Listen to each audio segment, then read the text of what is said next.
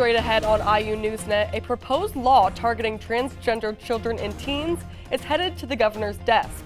Next, our interview with an Indiana parent who says it hits home in a painful way. And a young adult opens fire at a private elementary school in Tennessee. You'll hear the perspective of 3 visiting scholars at IU from a country where it almost never happens. What do they have to say about gun control? And at the close of Women's History Month, we talk to a club on campus that is paving the way for women in business. IU NewsNet starts now.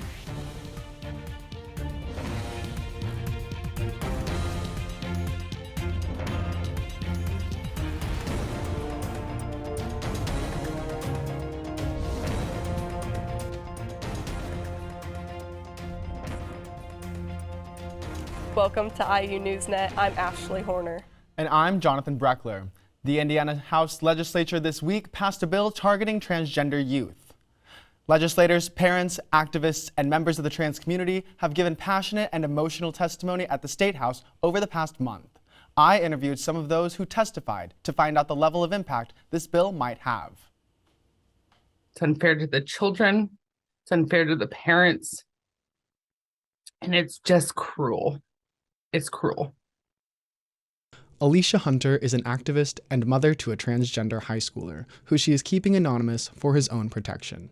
She says she's worried the bill will be destructive to her son's mental and emotional well-being since it bans puberty blockers and hormone replacement therapy. It would force him to detransition, which would be life-threatening.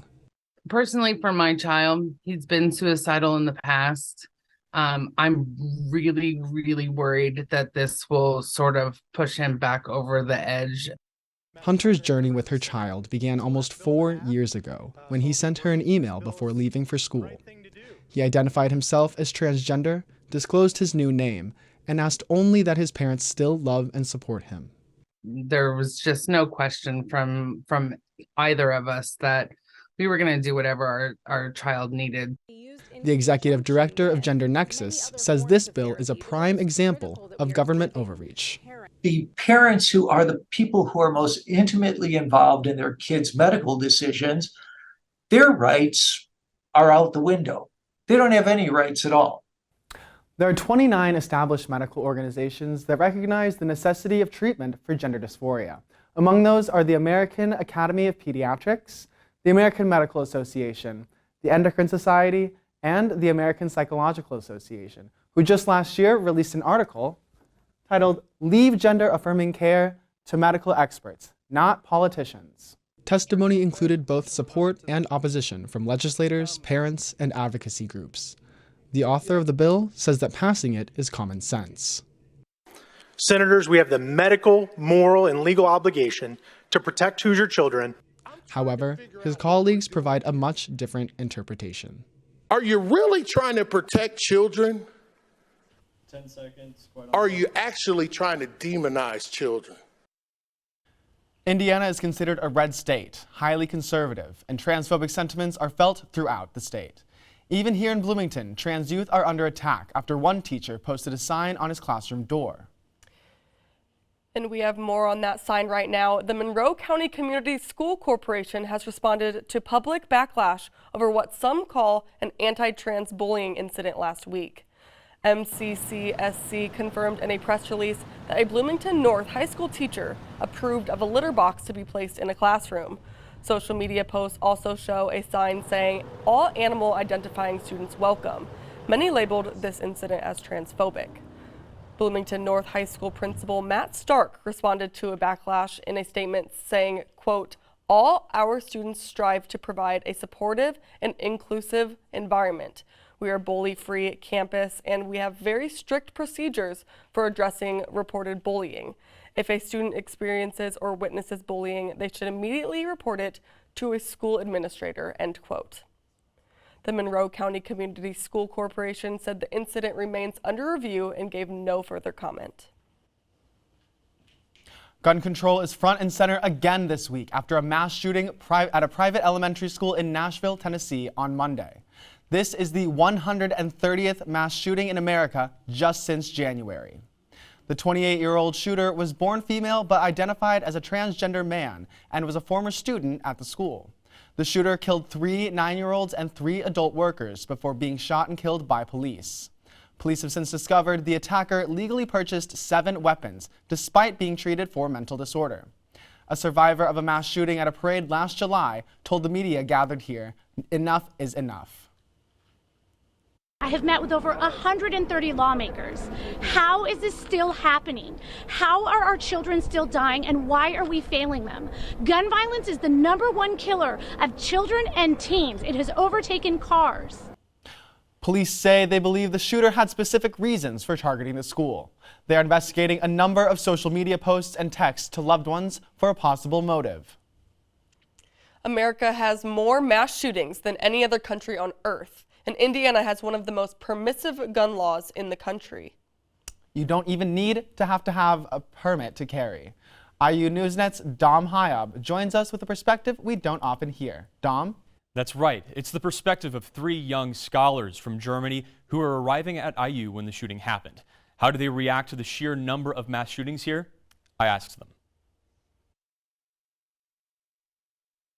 A long way, more than 4,000 miles away from their homes in Germany, Anna, Jackie, and Miriam have found themselves in the Indiana State House. Here, the students are visiting through a fellowship program in partnership with IU. But the students are getting a lesson in more than what they anticipated, including United States gun laws. Well, in the United States, there's this huge focus on the freedom to do something, whereas what I feel like we have in Germany and in a lot of European countries is the freedom from something. Specifically, Anna says, a freedom from being harmed. For those on the outside looking in, gun violence to this scale seems to be a uniquely American problem. They say the news from Nashville on Monday of yet another school shooting is not surprising, but it would be an anomaly back home. Here in the U.S., it feels like a different world. It's so scary thinking about like going to the supermarket or just enjoying a baseball game or just walking on the streets and knowing that you could be a potential target, which is just a feeling that I've never had before. To own a gun in Germany, a person must apply for a license, be at least 18, demonstrate knowledge of the weapon, as well as a substantiated need for it. Then, once they get the gun, they're expected to store it properly. Authorities are even allowed to enter your home to make sure of it. In Indiana, handgun laws just loosened even more. No background check or permit is required. Buying a handgun is as simple as finding a licensed dealer and purchasing it. There are no wait times, and you only need to be 18 to buy one. For reference, most pet adoption services require an application and a time to visit the shelter. In the United States this year, we've had 130 mass shootings. In Germany, there has been 1. Jackie recalled recently visiting a Walmart in Florida. She couldn't find any fruit and asked a worker if they had any. The worker made sure she knew they had something else. And she said, no, we are only a small Walmart. We only sell the important things. And I was like, oh my God, you have guns, but you don't have like an apple? And Dom, did you have any other takeaways after talking to them? Yeah, so we talked a little bit about the perceptions of the Second Amendment, because in Germany they don't really have anything like that. And we talked about this general idea of having pride and being prideful of owning guns is just something so unimaginable to them because they are weapons and they are things that hurt people. And to be prideful of something like that is something that they can't quite fathom. So it was really interesting to be able to speak with them. Thanks, Dom. Yeah, thanks so much. A well-known Bloomington spot, Kalau Restaurant, Rum Bar, and Nightclub, is closed until further notice. The Indiana Alcohol and Tobacco Commission issued the suspension because of a violation of the Alcohol Beverage Act. There's no further information on what prompted the closure and when or whether it will reopen. And when we come back, does IU do enough when it comes to diversity and inclusion? We'll show some students' answers to that question. Plus, it's almost that time of year. Part of Kirkwood is closing again. We'll let you know when your favorite restaurants will be back with outside seating.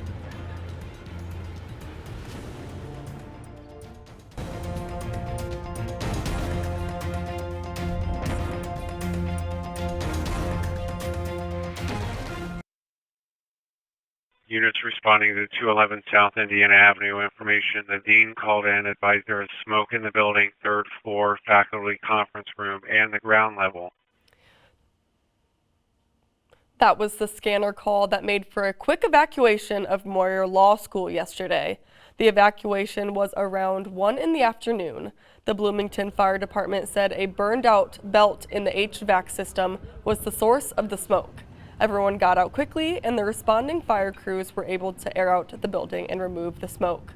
Students and faculty were back in the building within the hour. 4 IU students are recovering from injuries after escaping a deadly apartment fire in Montreal, Canada over spring break. The 4 friends, 3 from IU Kelly School and 1 from IUPUI, were staying in a historic building that was an unsanctioned Airbnb. The fire killed 7 people and put 9 others in the hospital. The IDS reported 1 student cut an artery while breaking a window to get out. They also had fractures and suffered smoke inhalation. Women's History Month is coming to an end, and Bloomington is filled with women worthy of it. A club on campus is making sure that they have a seat at the business table. Women in Business, also known as WIB, is run by women for women. The Kelly students behind it promote career advancement in traditionally male-dominated businesses. Members learn skills through workshops, guest speakers, and network events. Every single time I talk to a WIBer, it's always puts a smile on my face, and I always come away with something that I didn't know before. So I definitely think that the community is a big part of why a lot of people stay in WIB and why a lot of people feel that WIB helps you grow, because it's not just the professional stuff, it's also the personal. The goal of the group is to reinvent the way business looks and functions through female leadership and ultimately community. When Pamela Whitten was named as IU's new president, she named campus diversity as one of her top priorities. IU NewsNet's Marisol Sanchez joins us with a look at campus life through the lens of a minority student. Marisol? Thanks. We have students from 140 countries, but just 28% of the students on the IU Bloomington campus are students of color, and they like to see the color of campus change. IU continues to make improvements so that it truly exists as a campus of diversity, equity, and inclusion. But for some students like Celine Wong, IU depicts a false image of diversity on campus. Even though IU puts up these posters that are really diverse, have students of different ethnicities, it's not the same when you step into a classroom.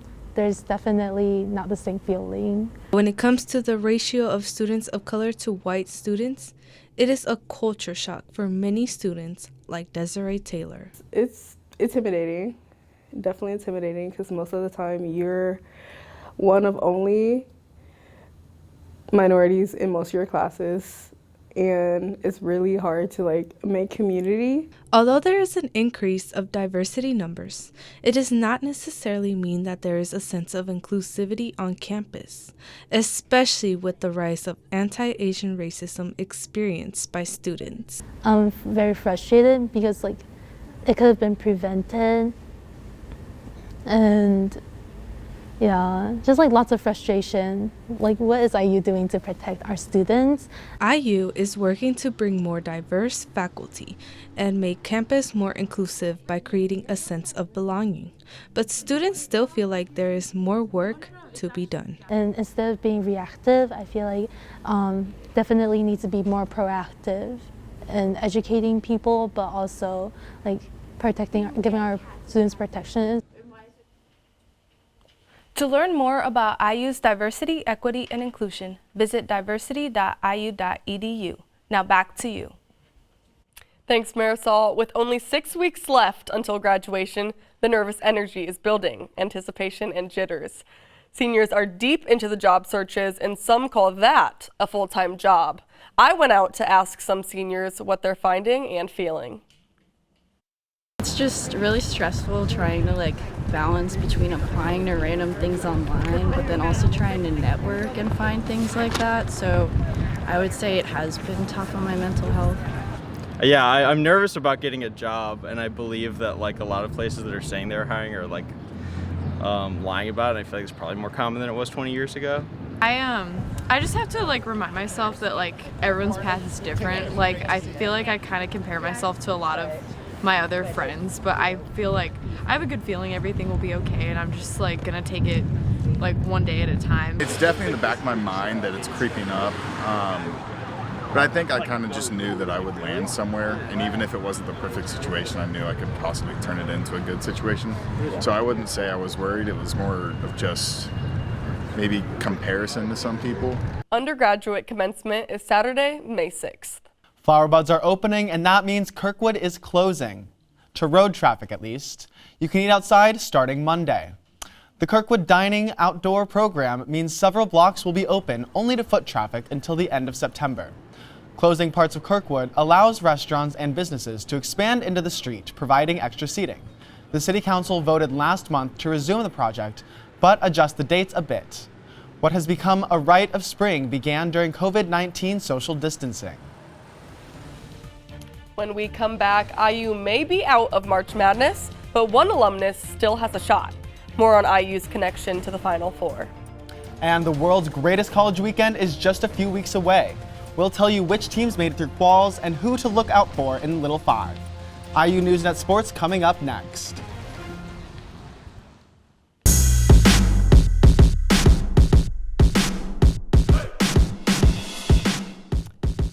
Before we start, we have some great news coming into us as we go into sports. IU women's basketball coach Terry Morin has just won the AP Coach of the Year award. A national media panel decides that. Taniya Jones joins us now with sports. Hi, Taniya. Hi, yeah, so great news on the coach, but more good news. The Little 500 field is now being set up. Now let's get to it. There is a lot of preparation that goes into the world's greatest college weekend, and that is no different for the Little 500 racers. On Saturday, prospective Little 500 teams race to qualify for the actual competition in late April. 33 men's teams and 27 women's teams will advance to the final races. Cutters took the first place for the men's heat at the qualifiers with a time of 2 minutes and 26 seconds to complete a 4-lap time trial. For the women's, Alpha Chi Omega completed the laps in 2 minutes and 54 seconds. Jenna Rogers is a senior on Alpha Chi Omega's bike team and says that the outcome is a confidence booster for the next month. After picking up their 16th straight win over Butler on Tuesday, Indiana softball looked to stay hot with a doubleheader against Purdue. The Hoosiers started game one hot, taking a 1-0 lead into second, but the Purdue Bates going into a 5-1 lead after 3. Shonda Stanton's squad was able to get going thanks to a home run from Brianna Copeland. Taryn Kern continued to shine bright, hitting 2 home runs and 3 RBIs. In the second game in the doubleheader, Indiana was able to keep the win streak alive. Purdue took an early 3-1 lead, but Cora Bassett was able to get the game-running RBI for Indiana. Here's head coach Shonda Stanton with yesterday's historic sweep. Comeback wins, 18 in a row, especially when we were a little bit sluggish. And, we knew going into this, we didn't have any preparation in terms of practice. We played on the weekend, had Monday off, NCAA off day, Tuesday played. And we kind of came out a little sluggish, and so super proud of our group. Indiana now looks to continue their momentum this weekend against Ohio State. A former Indiana basketball manager is making a splash in March Madness with an unlikely Final Four team from Florida. With an upset win over 3-seed Kansas State on Sunday, the Florida Atlantic Owls are heading towards the first Final Four in school history. And the Owls are led by Dusty May, a former Indiana University men's basketball manager. May attended high school 25 minutes away from Simon Skid Assembly Hall at Eastern Green High School. After graduation, he became a student manager at Bob Knight at Indiana from 1996 to 2000. May started his professional career as a video coordinator at the USC, then returned to IU in 2006, an administrative role for the 3 seasons before becoming a full-time coach. Now, Dusty May and his team are on the cusp of history with a shot to make NCAA championship if they beat San Diego State on Saturday. Tip-off is scheduled for 6:09 in the evening. IU track and field is kicking off their season outdoor, traveling state to state for relay matches. With the weather getting warmer and the season getting started, as I discovered, hopes are high. Take a look. This is the sound of training for the outdoor season of track and field. Sprinting, hurdles, pole vaulting. It's conditioning for the season they love. How I feel about the outdoor season, I feel great beyond better. I'm not a fan of indoor, you know, nice atmosphere outside. So it's like, it's a better approach, you know what I'm saying? But other than that, I'm definitely excited about outdoor. Track and field athletes in every event have been training hard. I'm excited for this outdoor season. I really didn't get to have one last year because I ended up straining my hamstring the second meet at Florida Relays, which is coming up this week. The Hoosiers led the relay on the final day of the competition in Raleigh, North Carolina, and 11 of several runners had personal best times throughout the relay. The Hoosiers are coming in hot as they debut the outdoor track season for 2023. The Hoosiers are making their way to Florida this coming week to host the Florida Gators, and we're going to see who comes out on top. My performance at Raleigh Relays wasn't exactly what I was hoping for. My 200, it was one of my slowest openers, so I'm hoping that comes together at Florida Relays. But my 400 was a really good time. I was 0.7 off my PR, which was I ran sophomore year, and now I'm a senior, so, you know, progress. Progress. One very fast step at a time. To catch this week's meet, you can watch via live stream on Athletic Live or keep up with stats on IU Track and Field's athletic page. Legendary sports broadcaster Bob Costas came to IU this week to talk with students. Costas spoke to a sports broadcasting class here at the studio and stories about his career. He also gave students advice on the job and life. His biggest advice was, nobody bats 1,000, so give yourself a break sometimes. Costas also performance pointers to select few students who practice reading highlights. We always hear about sports that are in season, but teams that are off season work almost as hard. IU NewsNet's Catherine Hawkins give us an inside look on what's considered downtime for men's soccer team. IU men's soccer had a bumpy start to the season this fall, with a 3-1-4 record in conference games. Our conference schedule, we were just up and down, winning games here, losing games here, and until we got to the NCAA tournament, we really turned it around and really started winning. They made it to the national championship, but fell short, losing 7-6 on penalty kicks to number 3 ranked Syracuse.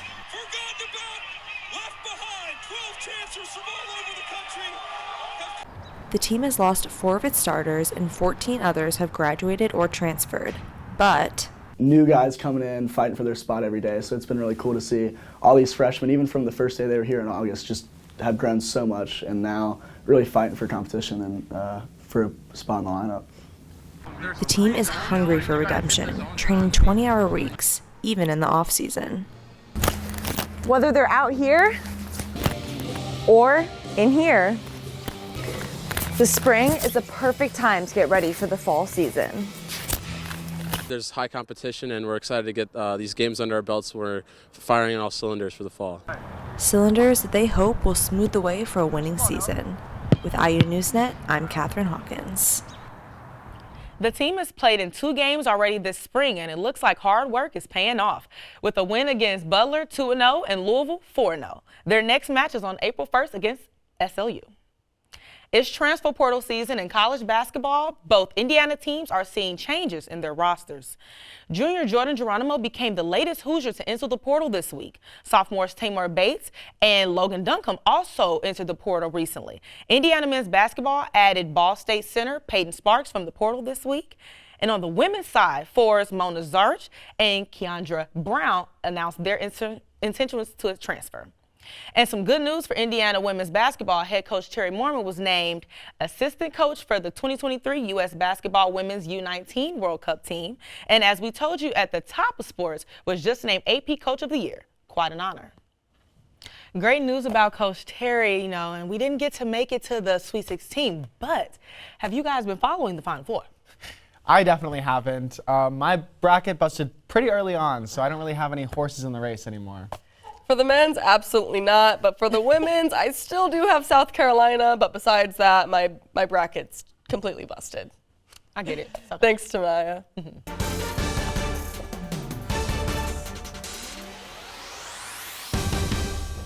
And one more thing before we go, Mr. 305 is coming to the 812. That's right, artist Pitbull is switching from telling people to meet him at the hotel room and instead to meet him at the IU Auditorium. Union Board is presenting a conversation with Pitbull on April 6th, where the Grammy Award-winning plans to share his life story and insights to how he became the superstar he is today. All students need to do to feel this moment for free is to show their student ID and a ticket at the door. Ashley, I really hope that the viewers got just as much of a laugh at that as we did here in studio. But that's it for IU NewsNet for now. We have a behind-the-scenes student production team in the control room and working in the studio for this broadcast. We thank them and we thank you for watching. I'm Jonathan Breckler. And I'm Ashley Horner. Be sure to follow us on Facebook, Instagram, and Twitter at IU NewsNet. Take care, stay safe, and we'll see you next week.